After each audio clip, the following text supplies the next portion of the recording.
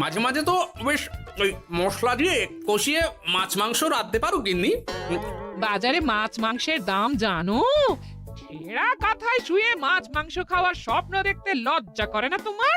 আসলে কি জানো তো গিন্নি, আমার লজ্জাটা ওই তোমার রান্নাঘরে রাখা মশলার বাক্সের মতো, শুরু আছে কিন্তু কোনো কাজে লাগে না। এই খবরদার, আমার রান্না তুলে একদম খোঁটা দেবে না, এই বলে দিলাম। হ্যাঁ, আমি চললাম মাছ আনতে, তুমি আদা রসুন বেটে পেঁয়াজ কুচিয়ে রাখো, বুঝলে? বলি পয়সা কোথায়? লাগবে না, মাছ খেতে হলে পয়সা নয় গিন্নি, বুদ্ধি লাগে, বুদ্ধি, বুঝলে? বুদ্ধির বদলে মাছ কোন দোকানদার দেয় গো?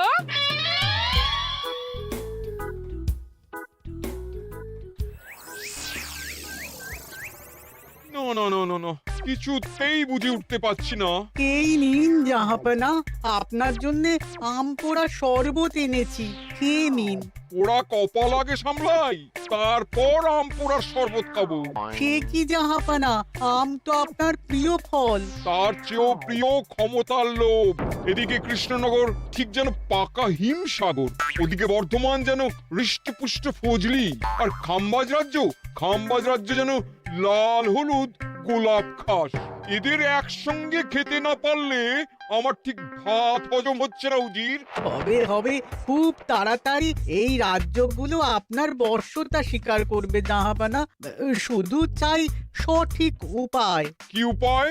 এদের সঙ্গে যুদ্ধে লড়ে আপনি সহজেই রাজ্যগুলো জিতে নিতে পারেন জাহাপনা, কিন্তু তাতে রাজ্যবাসীর ভালোবাসা পাবেন না। রাজ্যবাসীর ভালোবাসা পেতে হলে প্রমাণ করতে হবে তাদের রাজারা অপদার্থ। কি বলছো উজির? আমার তো কিছুই মাথায় ঢুকছে না। আপনি হলেন বাংলার নবাব, আর কথায় আছে না, মাছে ভাতে বাঙালি। বাঙালিকে না বুঝলে বাংলা জিতবেন কিভাবে? আসুন আসুন জাহাপানা, আসুন, আমি আপনাকে বাতলে দিই বাংলা জেতার উপায়। সাব্বাস উজির, তোমার বুদ্ধিটা ঠিক পাকা ল্যাংড়া আমের মতো, না মিষ্টি।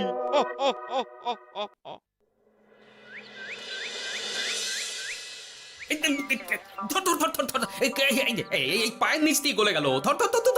বিশাল বড় মাছ গো গোপাল দাদু। একেবারে পাকা শোল। ছাড়বে না গোপাল দাদু, আজ রাতে আমরা জমিয়ে মাছ ভাত খাবো। খেতে তো হবে, শোল মাছের ঝোল আর তেল কই। তোদের দিদাকে বড় মুখ করে বলে এসেছি, এই, ধরেছি।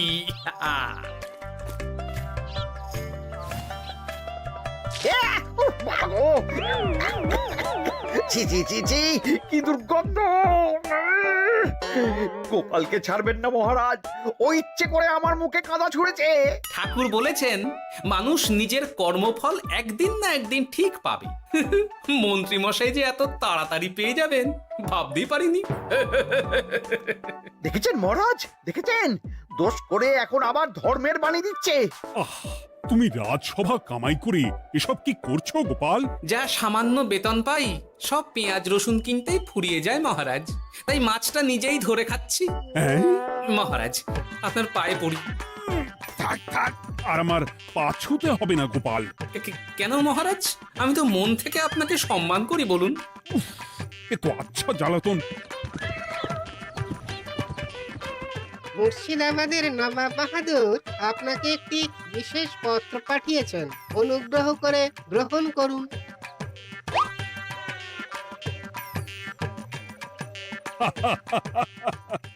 এ তো দারুণ আবদার। যাবো যাবো, আমি অবশ্যই যাব। কোথায় যাবেন মহারাজ? নবাব বাহাদুর লিখেছেন আগামী পরশু তার প্রাসাদে অতিথি হয়ে যেতে, তবে খালি হাতে নয়, সঙ্গে করে একটি জ্যান্ত মাছ নিয়ে যেতে। উপহারে জ্যান্ত মাছ? নবাব বাহাদুরকেও আমার মতন জল দিয়ে নুন ভাত খেতে হচ্ছে নাকি? নবাব হোক বা ফকির, সবার গিন্নি সমান। কিন্তু সঙ্গে করে কি মাছ নিয়ে যাওয়া যায়? ভেটকি, চিতল নাকি কাতলা? আচ্ছা, আগামীকাল রাজসভায় আমি সবার মতামত শুনবো। গোপাল, আগামীকাল ঠিক সময় চলে এসো কিন্তু। নাকি যাব মহারাজ, শুধু আমার বেতনটা ভেবে দেখবো। চল রে, আজ অনেক মাছ পেয়েছি, চল চল চল।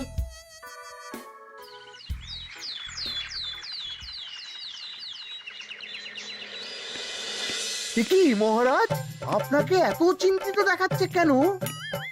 নবাব বাহাদুরের জন্য কি মাছ উপহার স্বরূপ নিয়ে যাওয়া যায় সেই চিন্তায় গতকাল রাতে আমার ভালো ঘুম হয়নি মন্ত্রী। আমিও গতকাল রাতে দু চোখের পাতা এক করিনি মহারাজ। অনেক ভেবে সকালের দিকে আমার মাথায় একটা বুদ্ধি এলো। কি বুদ্ধি? নবাবকে উপহার স্বরূপ ইলিশ দিলে কেমন হয়? বোঝো কাণ্ড, এই বুদ্ধির জন্য রাত জাগতে হলো। হ্যাঁ, ইলিশ তো জল থেকে তুললেই অক্কা পায়, তা জ্যান্ত থাকবে কিভাবে? ঠিক ঠিক, মন্ত্রীর মাথায় গোবর আছে না ভুসি? আমার মতে উপহার স্বরূপ ছোট মাছ নিয়ে যাওয়াই ভালো। এই যেমন ধরুন ওই পুঁটি মাছ, নিজেও খেতে পারবেন আবার ঝালও খেতে পারবেন।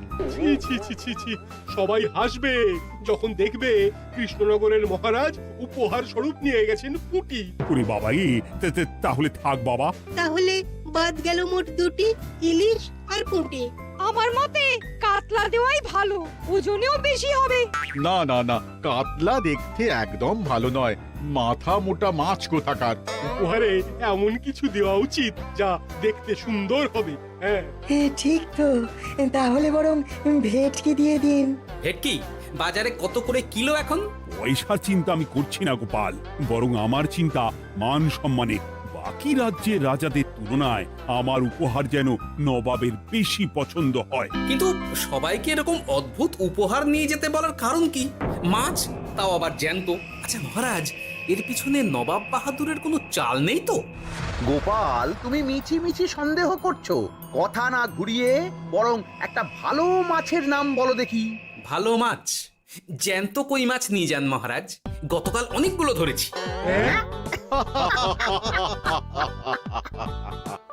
কি, এত ভালো ভালো মাছ থাকতে আমি শেষে কই মাছ নিয়ে যাব? তুমি সমাধান না দিয়ে উল্টে মজা করছো গোপাল।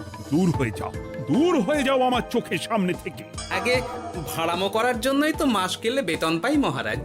মানে কি বলতে চাইছো গোপাল? নবাব বাহাদুর কি চান সেটা আমরা সবাই জানি, তাই বলছি মাছের গর্তে হাত ঢোকানোর আগে পরীক্ষা করে নেওয়া উচিত ভেতরে সাপ আছে কিনা।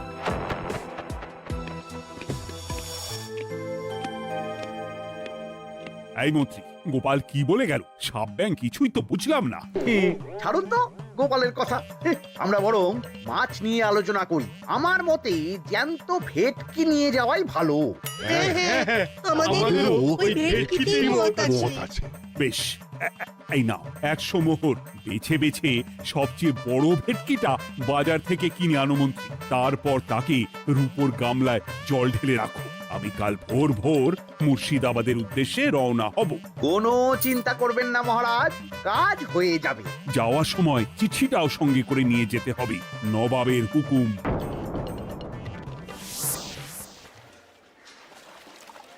এই দেখুন কেমন খেলা করছে। হ্যাঁ, বাহ বাহ বাহ। ওজনে কত হবে? 4 কিলো তো হবেই। কিলো 2 পয়সা হিসেবে 8 পয়সা দেবেন। আমি শুধু ওজন জানতে চেয়েছি, দাম শুনে আমার কি হবে? এই, এটাকে গাড়িতে তোল। আর মাছের দামটা? মুর্শিদাবাদের নবাবকে আমাদের মহারাজ এই ভেটকিটা উপহার স্বরূপ দেবে। তোর ভাগ্য ভালো যে মাছটা তুই ধরে এনেছিস। আবার টাকা কিসের রে? আয় রে আয় আয় আয় আয় আয়, আমার কত ক্ষতি হয়ে গেল।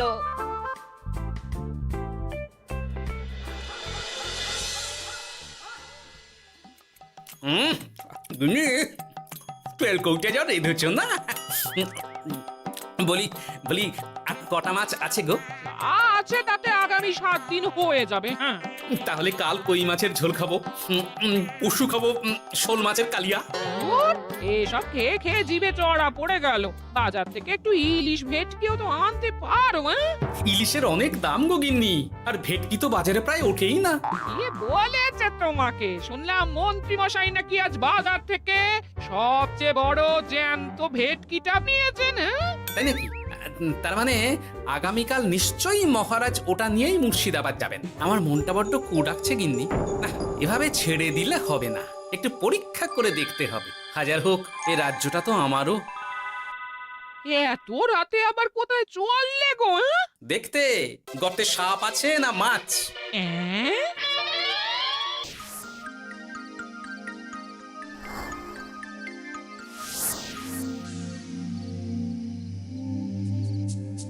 এ কি গোপাল, এত রাতে?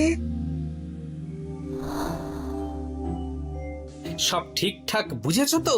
হ্যাঁ হ্যাঁ, তুমি কোনো চিন্তা করো না গো গোপাল দাদা। তাহলে কাল উত্তরের জঙ্গলে।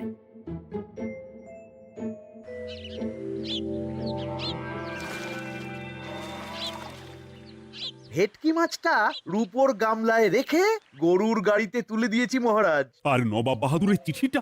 ইয়ে, সিংহাসনের ওপর, নিচে, ডাইনে, বাঁয়ে সব জায়গায় খুঁজলাম, কোথাও নেই। সে কি তাহলে? এমন চিত্তাকর্ষক উপহার দেখলে নবাব বাহাদুরের চিঠির কথা মনেই থাকবে না। আপনি নির্দ্বিধায় যাত্রা শুরু করুন মহারাজ। ঠিক বলেছ।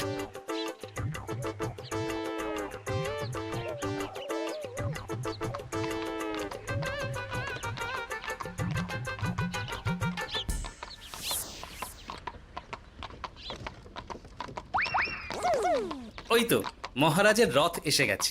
এই যা যা বলেছি মনে আছে তো? আছে গো আছে, ভেটকি মাছের পাতুরি আর ঝোল দুটোই রাঁধবো। হ্যাঁ, আমার ফিরতে কদিন দেরি হতে পারে, বেশি দেরি হলে তোমরা খেয়ে নিও, এবার লুকিয়ে পড়ো।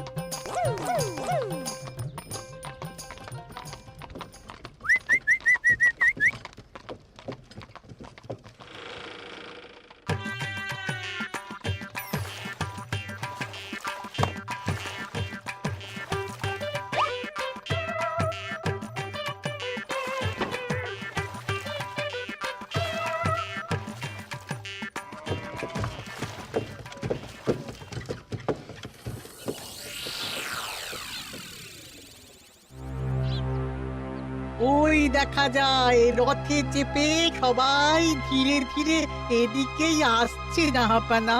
আসতে দাও, আসতে দাও, এবারই খেলা জমবে। এসো এসো, তোমাদের সবাইকে মুর্শিদাবাদে স্বাগত জানাই। আমার উপহারের কথা মনে আছে তো?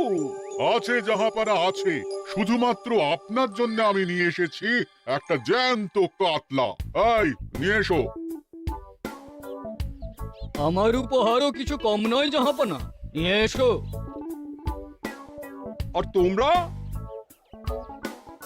আর কৃষ্ণচন্দ্র, তুমি কি এনেছো? এদের সবার চেয়ে ভালো উপহার এনেছি, যা দেখলে আপনার মন একেবারে আনন্দে নেচে উঠবে। ইচ্ছে করবে এক্ষুনি হয় পাতুরি না হয় ঝোল করে খেয়ে নি। তাই নাকি? হ্যাঁ, খাস নবাব বাহাদুরের জন্য আমার বিশেষ তোফা। কই নিয়ে এসো। এই তো কই নিয়ে এসেছি মহারাজ। গোপাল, তুমি? ভেটকি কোথায়? এতক্ষণে গিন্নি রান্না বসিয়ে দিয়েছে।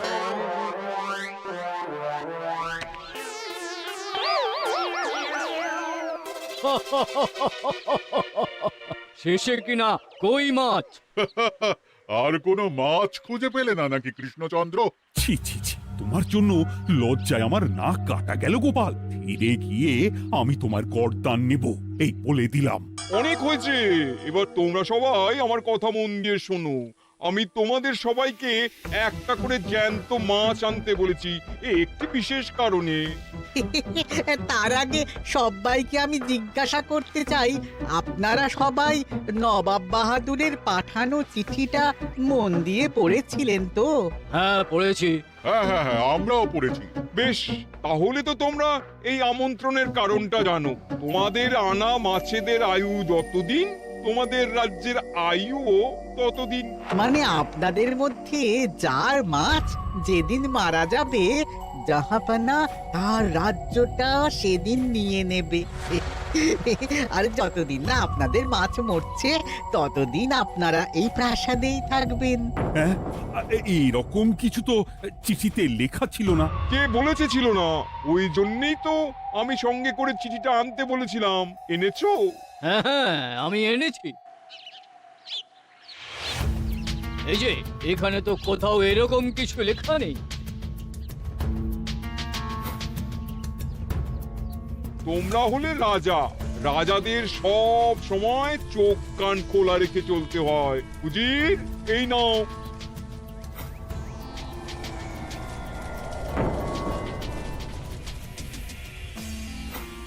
সত্যি তো, চিঠিতে তো এটাই লেখা আছে। আমাদের সঙ্গে প্রতারণা করা হয়েছে। হ্যাঁ হ্যাঁ, আমরা কেউ বুঝিনি চিঠিতে কার চুপি করা আছে। চুপ! বেশি গলা তুলে কথা বললে গলাটা শরীরের ওপরে নাও থাকতে পারে। আজ এই মুহূর্ত থেকে এই খেলাটা শুরু হলো। তোমাদের রাজ্যের আয়ু এখন তোমাদের আনা মাছেদের কাছে।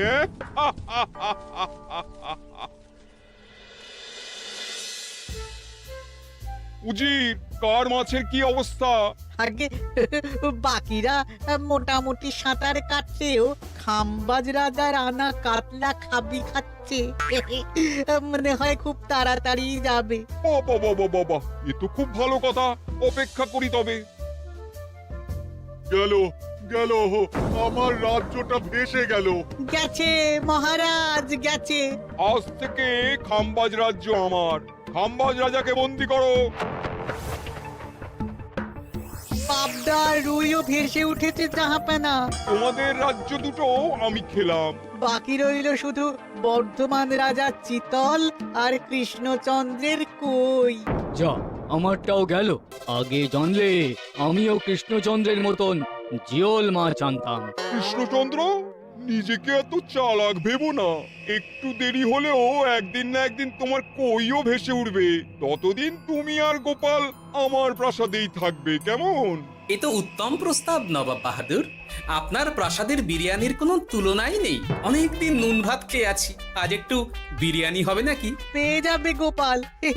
নবাবের প্রাসাদে অতিথিদের যত্নের কোনো ত্রুটি হবে না।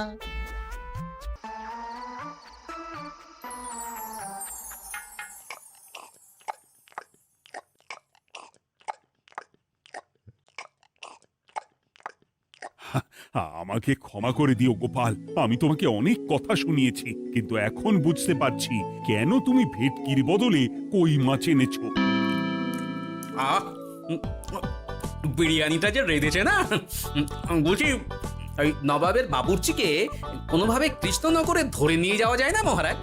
গোপাল, কোনো মাছই অমর নয়। একদিন তোমার আনা ওই কই মাছটাও মারা যাবে, আর সেদিন আমাদের কৃষ্ণনগর রাজ্যটা নবাবের হবে।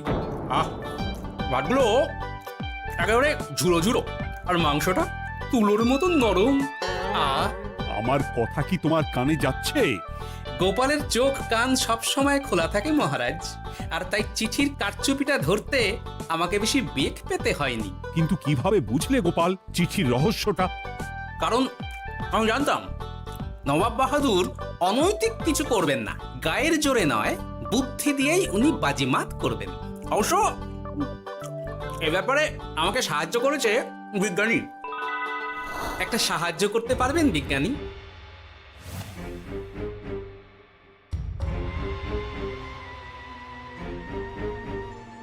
তোমার সন্দেহ একদম ঠিক গোপাল। এই চিঠিতে লেবুর রস দিয়ে লেখা হয়েছে কয়েকটি লাইন, যা শুধু আগুনের তাপেই ফুটে উঠবে। এই নাও। সর্বনাশ! গর্তে মাছ নয়, বিষধর সাপ আছে। এবার কি হবে গোপাল? আগামী 7 দিন পেট ভরে বিরিয়ানি খাবো মহারাজ। ততদিনে ওরা এসে যাবে। কারা আসবে? দেখুন না শুধু।